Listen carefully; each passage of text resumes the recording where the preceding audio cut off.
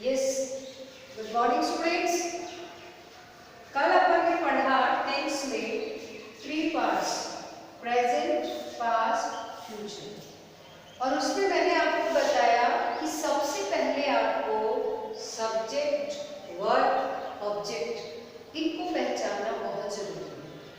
Subject मैंने आपको बताया कि डूअर ऑफ द वर्क,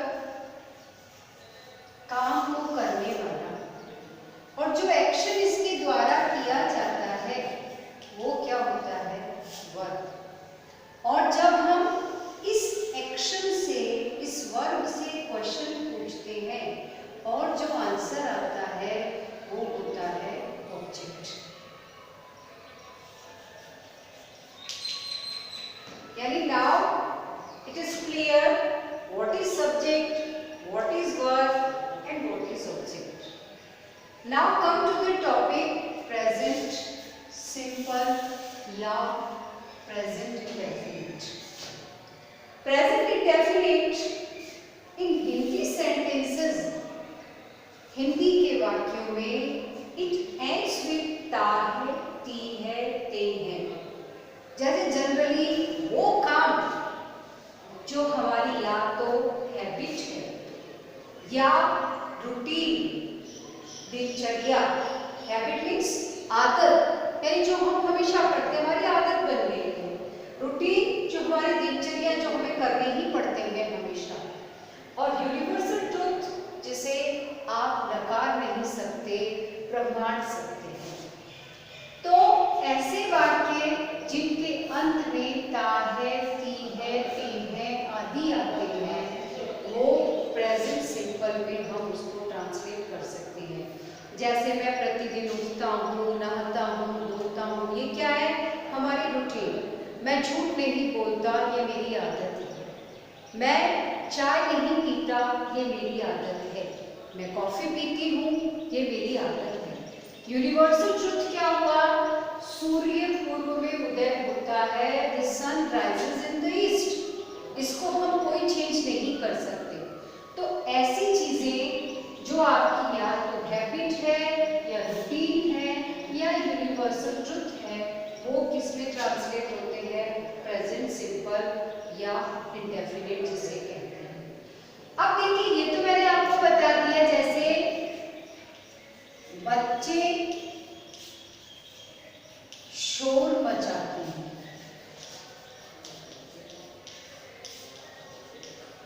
अब इसमें देखिए ते हैं, यहां भी अपन ने बात की है।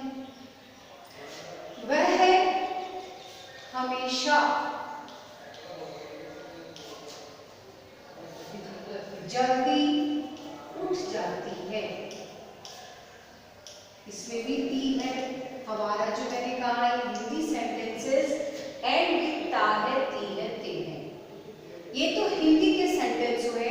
आप अपने मन में बना के देखिए कि जो काम हम हमेशा करते हैं, मैं उठता हूँ, नहाता हूँ, नहाती हूँ, नाश्ता करती हूँ, स्कूल जाती हूँ, पढ़ाई करती हूँ, वापस आती हूँ या आता हूँ, मेरी माँ ये करती हैं, पिताजी ये करते हैं, वो सारी चीजें जो हम हमेशा करते हैं, हमारी आदत है, रूटीन है या फिर यूनिवर्सल ट्रुथ है। अब इसको ट्रांसलेट कैसे करेंगे, तो इसके रूल्स ऑफ ट्रांसलेशन क्या है। इसमें आपको वर्ब की, क्रिया की फर्स्ट फॉर्म प्लस एस या ईएस यूज करना है। अब वो कैसे यूज करेंगे, उसके लिए आपको ये तीनों चीजें जरूरी है, सब्जेक्ट, वर्ब, ऑब्जेक्ट। इसका सेंटेंस पैटर्न क्या है, आपको इन असर्टिव सेंटेंस, असर्टिव मीन्स सकारात्मक, उस सेंटेंस में आपको फर्स्ट ऑफ ऑल चाहिए सब्जेक्ट। अब सब्जेक्ट को मैं एसयूवी करके लिखूंगी, दैट वर्ब की फर्स्ट फॉर्म।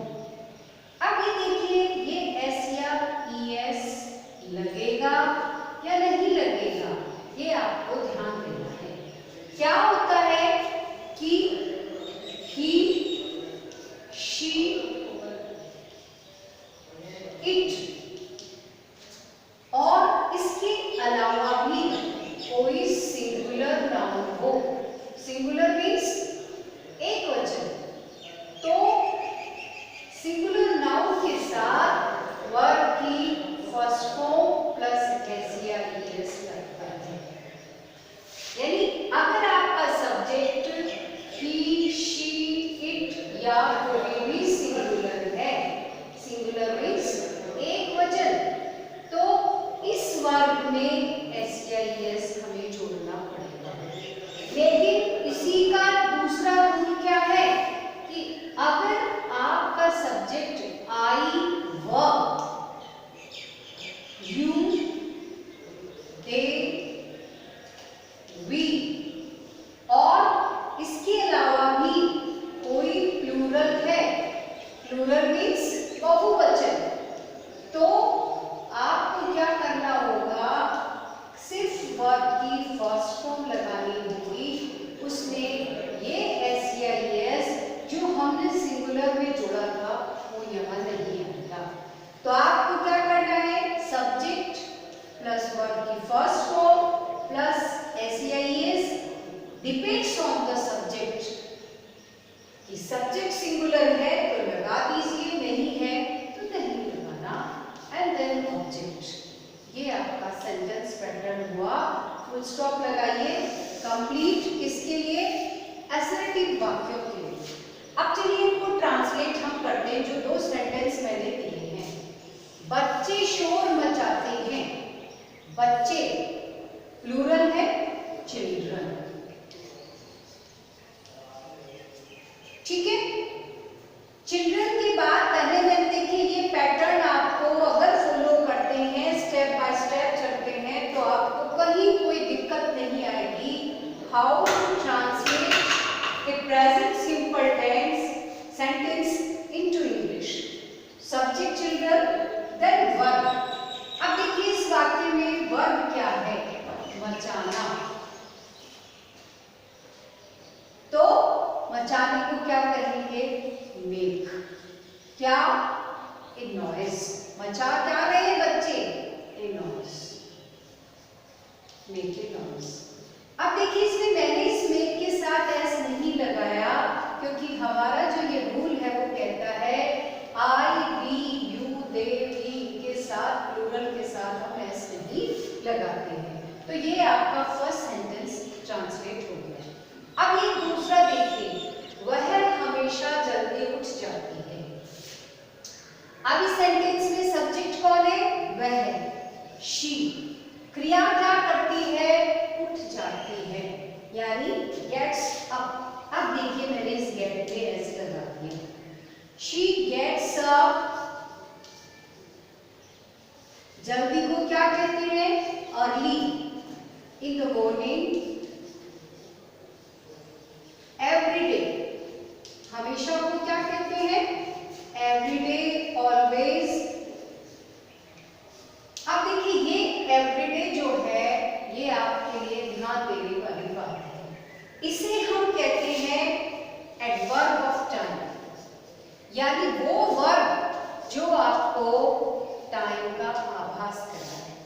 हिंदी से इंग्लिश में ट्रांसलेट करने के लिए तो ये ठीक है, पर आपको एग्जाम में फिल इन द ब्लैंक्स भरने होते हैं, जैसे शी डैश टेक ब्रैकेट में दे दिया, टी एवरीडे।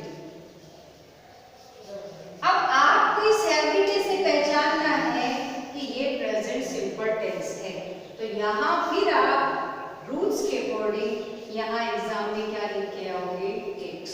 तो एडवर्ब ऑफ टाइम में आपको ध्यान रखना है कि प्रेजेंट सिंपल की एडवर्ब ऑफ टाइम है एवरीडे, ऑलवेज,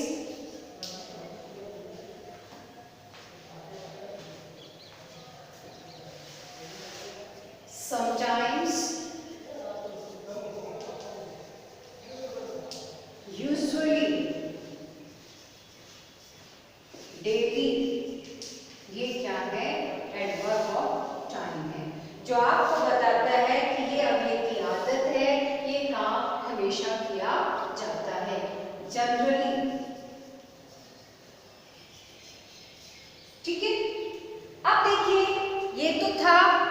assertive सेंटेंस।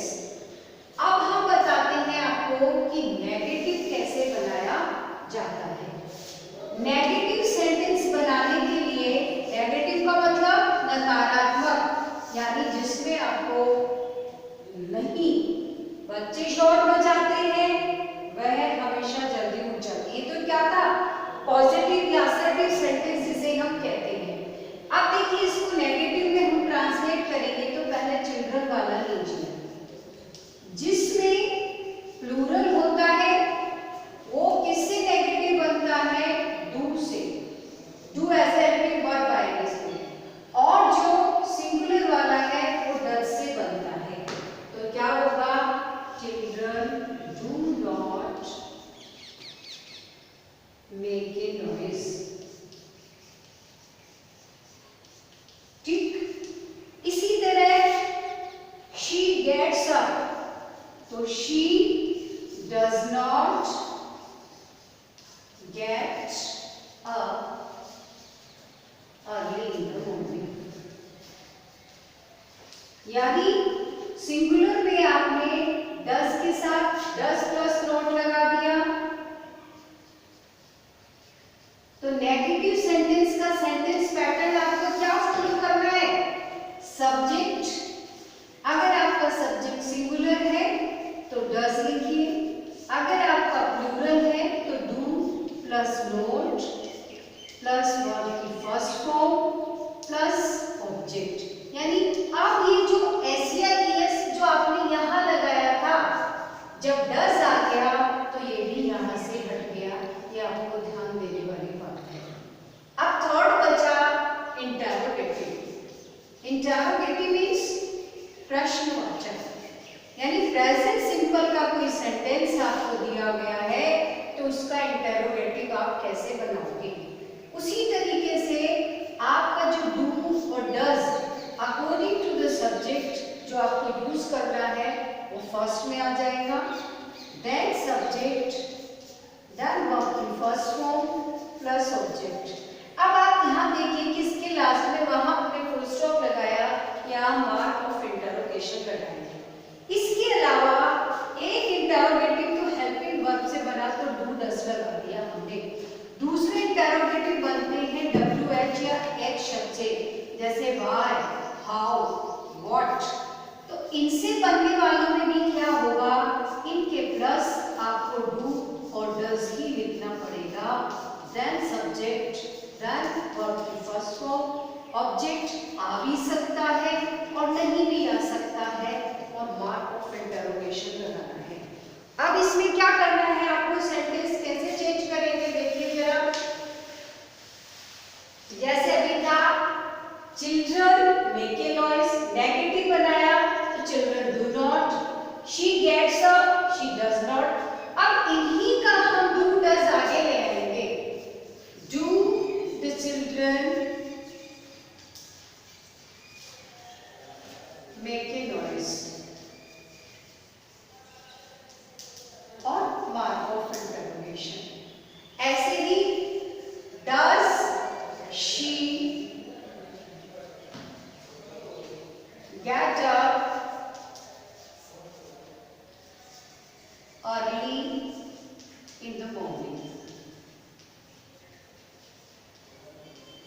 आप सपोज कीजिए ये तो था क्या, बच्चे शोर मचाते हैं, बच्चे शोर नहीं मचाते हैं, क्या बच्चे शोर मचाते हैं, यानी सिर्फ और सिर्फ क्या अगर वाक्य के शुरू में आता है तो इस तरह से आप हेल्पिंग वर्ब से बनाओगे।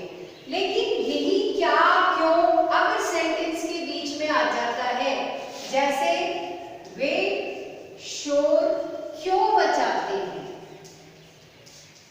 ये क्यों बीच में आया, वे क्या करते हैं, तब ये किससे बनेगा, WH से।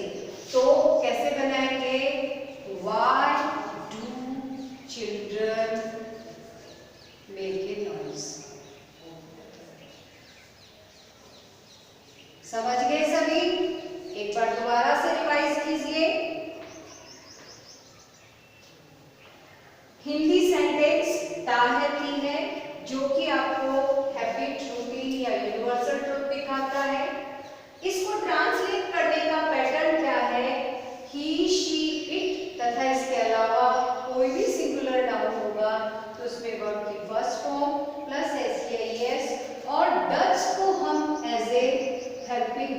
काम में लेंगे।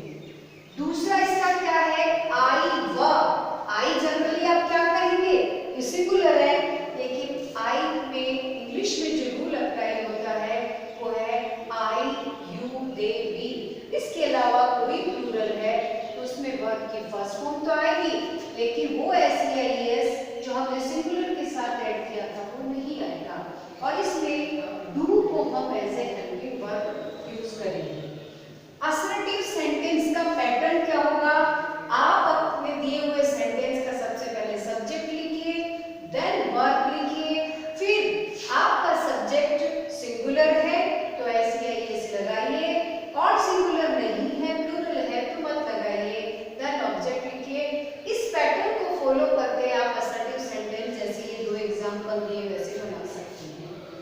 नेगेटिव में क्या करेंगे, नेगेटिव का पैटर्न आप यहाँ देखिए, सब्जेक्ट सिंगुलर है तो डज लिखिए, प्लूरल है तो डू लिखिए, नॉट लगाइए, वर्ब की फर्स्ट फॉर्म, यहाँ डज आने के बाद एस हट जाएगा और ऑब्जेक्ट लगाकर फुल स्टॉप लगा दीजिए, और ये आपके दोनों सेंटेंस नेगेटिव बना दिए गए। इंटरोगेटिव का पैटर्न क्या होगा, डू डज जो हेल्पिंग वर्ब है वो बिगनिंग में आएगा, फिर सब्जेक्ट, फिर वर्ब की फर्स्ट फॉर्म, ऑब्जेक्ट और मार्क ऑफ इंटरोगेशन।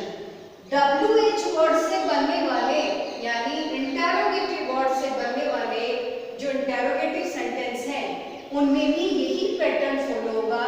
पहले व्हाई, व्हाट, हाउ, वेयर ये आने के बाद do does according to your subject, फिर सब्जेक्ट आएगा, फिर वर्ब की फर्स्ट फॉर्म। इसमें क्वेश्चन पे निर्भर करता है कि ऑब्जेक्ट है भी और नहीं भी, it depends on the question. So after that you have to